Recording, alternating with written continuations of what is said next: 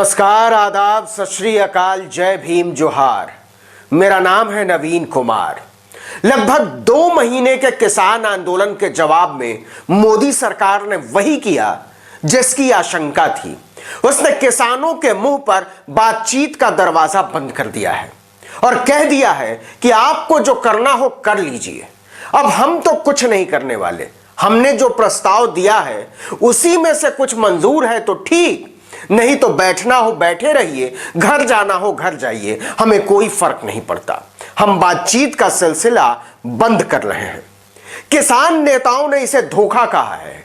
पूरे वीडियो को गौर से देखिए और समझिए कि 26 जनवरी से पहले बातचीत का कोई नतीजा निकलने की जो उम्मीद हम और आप कर रहे थे, उसमें कैसे पलीता लगा दिया गया है।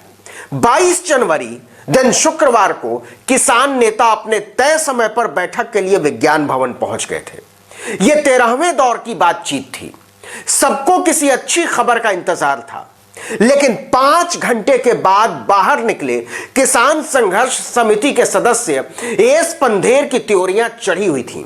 वो अपमानित और निराश लग रहे थे। बाहर निकलते ही उन्होंने कहा कि कृषि मंत्री नरेंद्र सिंह तोमर ने हमें 3.5 घंटे तक इंतजार कराया और 3.5 घंटे के इंतजार के बाद जब वो आए तो मुश्किल से आधे घंटे के लिए। इस आधे घंटे में उन्होंने कम से कम 5 बार यह कहा कि आप हमारे प्रस्तावों पर फिर से विचार कीजिए, आपके सामने कोई और रास्ता नहीं है।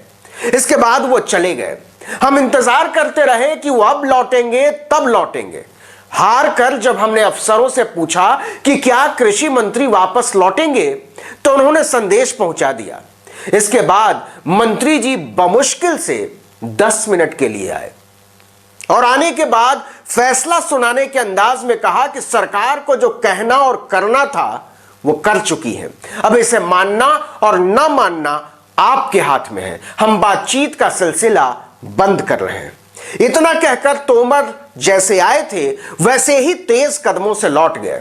किसान नेताओं ने कहा कि यह हमारा अपमान है। दरअसल कृषि मंत्री को कोई बात करनी ही नहीं थी।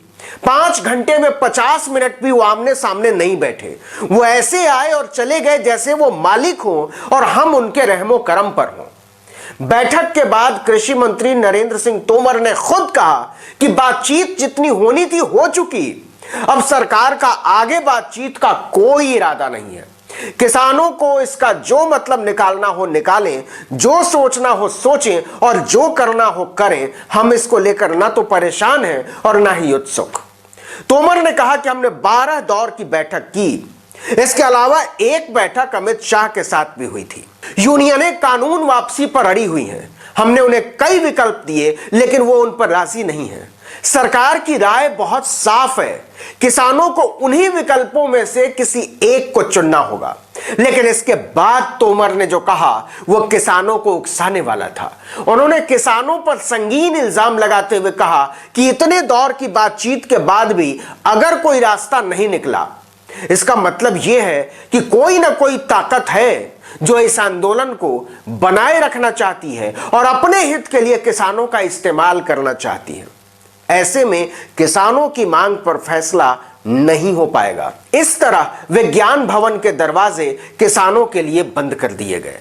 किसान नेताओं ने कहा कि इसके बाद किसानों के पास इसके अलावा कोई रास्ता नहीं है कि वो शांतिपूर्ण तरीके से अपना विरोध जारी रखें।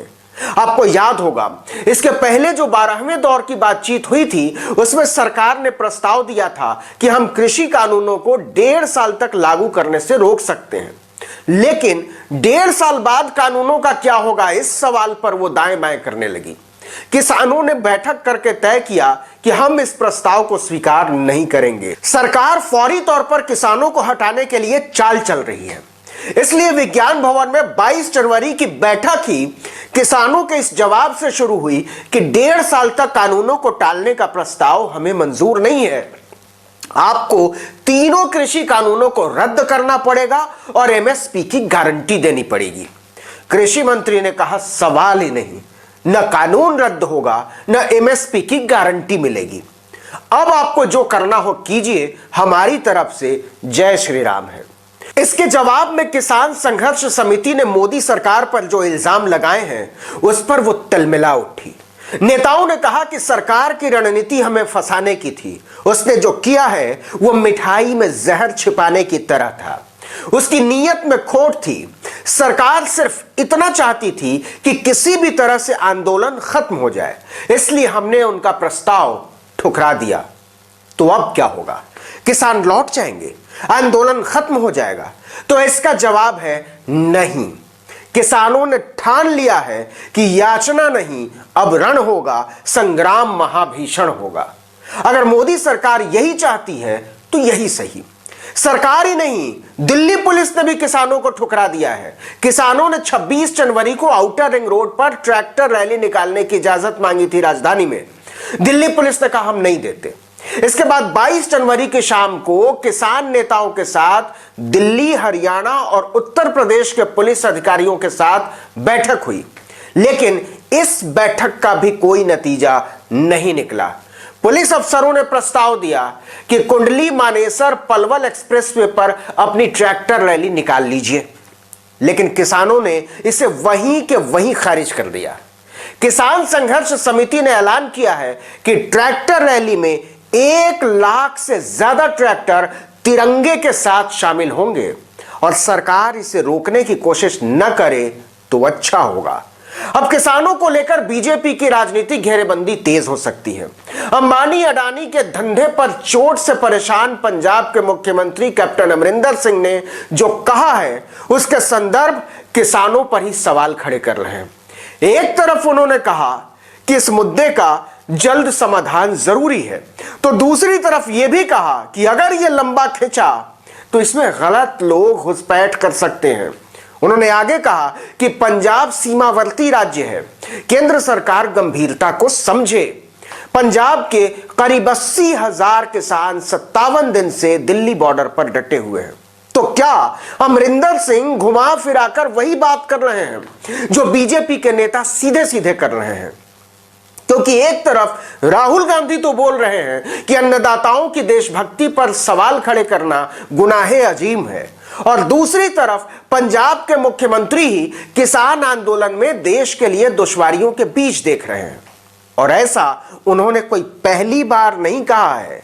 दूसरी तरफ हरियाणा से कांग्रेस के सांसद दीपेंद्र हुड्डा ने कहा है कि अब वक्त है कांग्रेस को सक्रिय होकर किसान आंदोलन पर संसदीय रणनीति बनानी चाहिए, जिससे बीजेपी को बजट सत्र में घेरा जा सके।